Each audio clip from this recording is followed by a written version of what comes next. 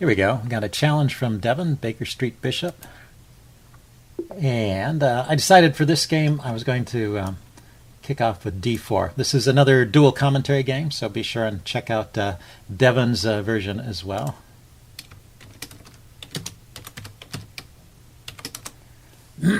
Okay, so he answers classically d4, d5. I'm playing the Queen's Gambit and see how he responds to that. This is a 5-minute game with 5 seconds of increment, so comfortable. Okay, plays the Queen's Gambit declined, the classical e6 move. Very solid system. Okay, and he goes for the triangle. The triangle setup. Let's see, with the pawn on c6, he can always grab here and try and hold on to it with b5. So I like to defend the pawn rather than going for the, this could be a setup, this could be like the Cambridge Springs variation where your bishop out here sometimes gets in trouble. Not that it's bad for white, but a bit tricky. So I'm playing the slow Slav here. This is a semi-Slav here with the e3 move and just defending this pawn. So he can take, or he can just develop his pieces. Normal development would be knight f6 and knight b to d7 and knight f6. I'm going to get my knights out.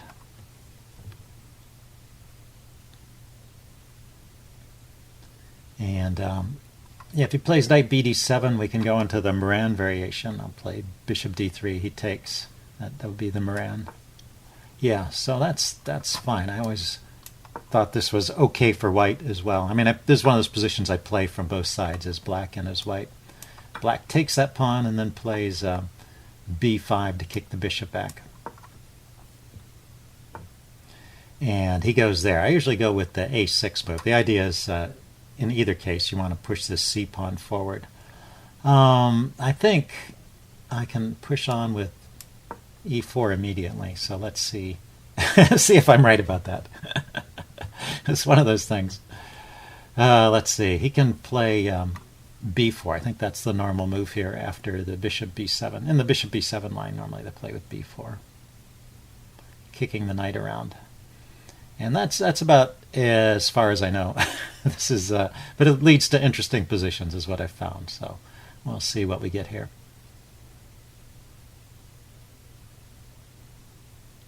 And it's important for white to get the play going quickly. If you take time to castle, then black gets his setup completed on the queen side here and is pretty solid. Can get in the move c5 and is okay. So you play quickly in the center, and now what? So he did support the pawn with e6. So this a6 move rather supports the b5 pawn, prepares to push c5. I can push immediately, or I can go for the pin. I think the pin is interesting. So there's a threat now to play, yeah, so he meets that to play e5 and attack the pin knight. So he unpins. And let's see, I can kick that knight and exchange off dark squared bishops. But I will castle at this point, get out of the center before I get into any more trouble. And we'll see what's going on. So he castled too. So we're down to around 4 minutes here. We've got plenty of time. I have a little more space in the center. He never played b4 here, kicking my knight. So I'm wondering if I can play b4. Maybe I'll prepare it. He can take it right now. But one idea, one kind of positional idea with the Moran variation for white is if you can get in this move b4 and rook to c1, you can clamp down on this c6 pawn and make this bishop back here a bad piece.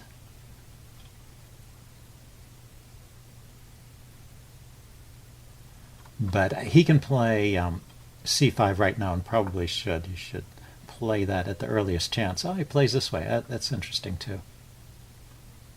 So my idea was to take here. He takes with the bishop. Do I have any pressure on these pawns? Not a whole lot. I have the queen coming out.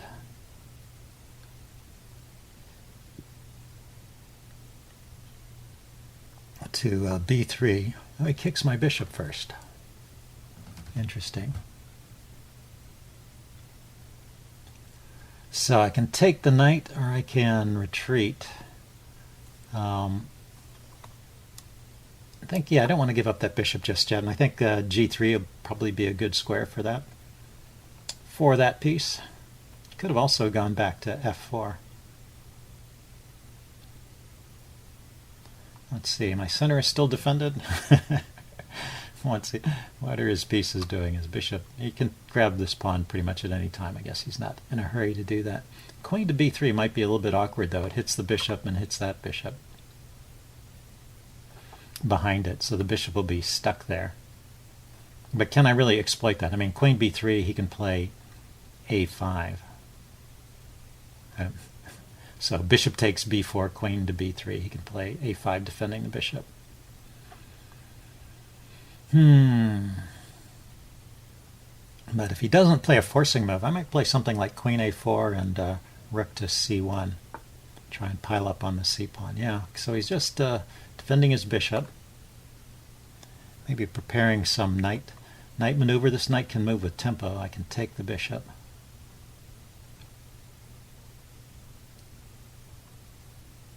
So where does the queen want to go? Does it really want to go to b3? Or does it want to go to a4? I was thinking a4 looks at this c-pawn. It's kind of interesting. There's also the pawn pushes. Pawn to e5 here. The knight moves. Trade bishops. Takes back with the knight, the rook, or the queen. And trading the knight off here, though, if he leaves the knight there and takes with the rook and I trade knights, that heals his pawn structure. So I think, let's get the queen off the back rank. Okay, we're going with this a4. He can play knight to b6 to kick the queen, but I'm going to try and argue that the knight's not particularly well placed there, and then I'll drop my queen back to b3. Oh, he goes queen to b6. So that puts more pressure on the b5 pawn here. So maybe he is planning to grab that pawn back. And he's also looking at the b2 pawn behind it.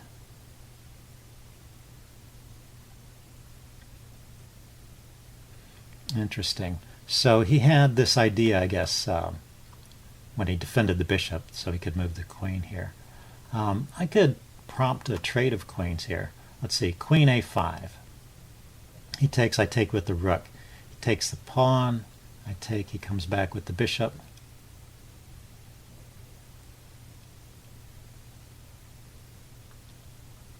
Let's see, he doesn't have a lot of pressure here yet. One idea with the e5 push is not to take the knight, but to play knight to e4.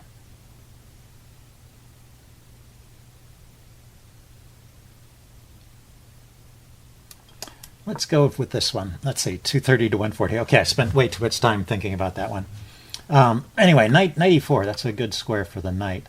As long as he hasn't got too much pressure on this e-pawn. I don't mind if he takes my b-pawn. That was an extra pawn anyway.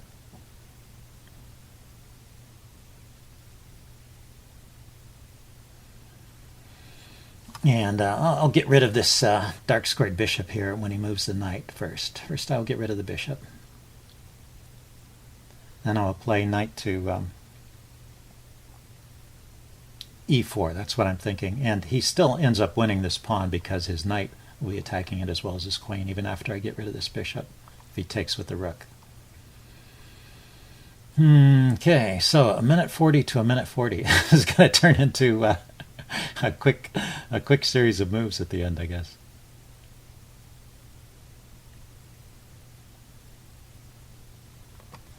Let's see, I have a lot of pieces piled up in the a-pawn, but I wasn't really thinking of taking it. My queen's kind of awkwardly stuck here, so I don't think winning the a-pawn, even if I could do it, is such a great idea. But I was more looking at this c-pawn as a weakness I want to exploit in black's camp.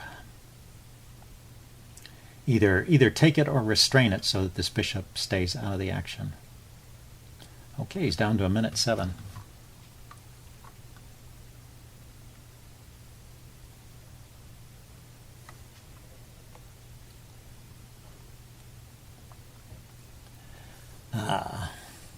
Well, yeah, it's a complicated position. This is kind of why I like to play the Moran variation. You get lots of interesting tactics. So he went there. That was what I was expecting. So let's take off the bishop.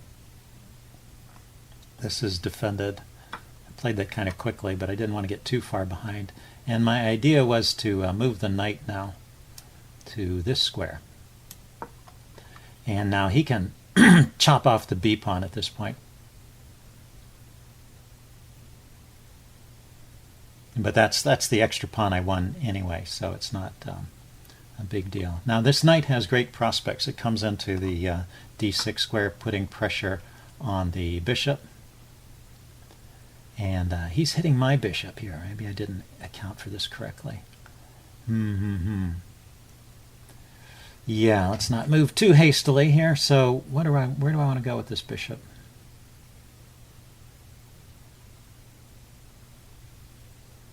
If I go to the c4 square, knight can come here. I can move my rook. Okay, no, I've got that covered. c4. Can he attack it? Not quickly. Okay, so bishop c4. I can even play the move pawn to b3 to defend that piece there. And yeah, this bishop looks pretty secure here if I can get that move in.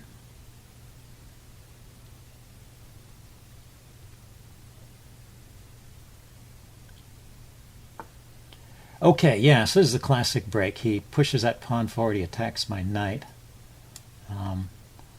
Let's go here.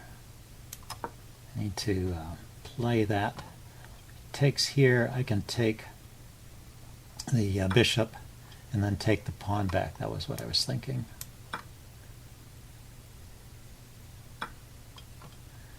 And where is he going? Am I vulnerable here? I have two loose pieces here. Ah, yes, I'm losing that piece. That's the trick. So let's let's drop the bishop back. And yeah, he's made some progress here. He's picked up a pawn. He's doubling his rooks. Oh, maybe he's defending them. Anyway,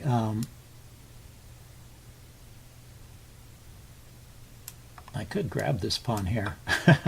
maybe that's he was expecting that. Okay, he grabs that pawn. Okay, so two rooks and a knight. I got my knight in here. Got my rook here. Let's drop the knight back before I get before I lose it there. The knight was loose. Oh, he goes for the exchange. Okay, so he's winning now. He's messed up my kingside pawns, and he's a pawn up. I can harass his queen a little bit, though. Yeah, so he's playing on the increment, which is, you know, that's why you have increment, so you can play out these games.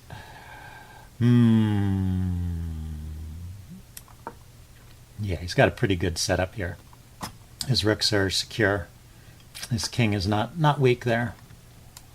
See, I'll try and lift up a rook and stir up some trouble, but not a lot going on here. I mean, not much hope for me, I guess. He can grab another pawn now.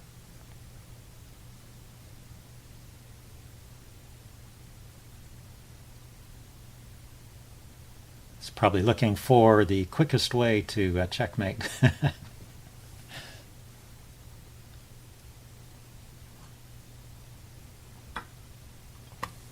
Okay, so he's got the check here. The king is running this way. Can I get something going against his king? This pawn here, king takes. This rook is not yet loose, huh?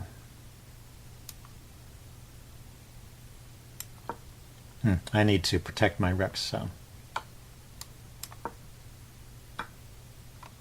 Okay, he's just reducing the material. That's a smart move. That's the way to simplify things.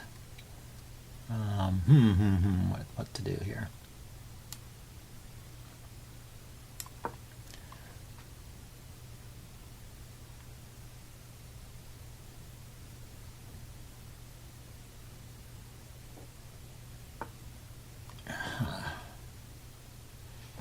That's not good, right? That's what happens when you play quickly. That is a win for me. Oh, wow. A totally unexpected turn of events, but you have to be careful the whole game.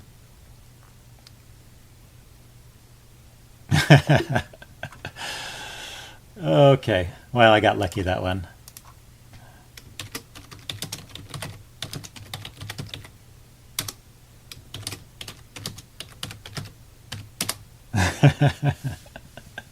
Okay, so I will upload this and do a postmortem. See you guys later. Bye.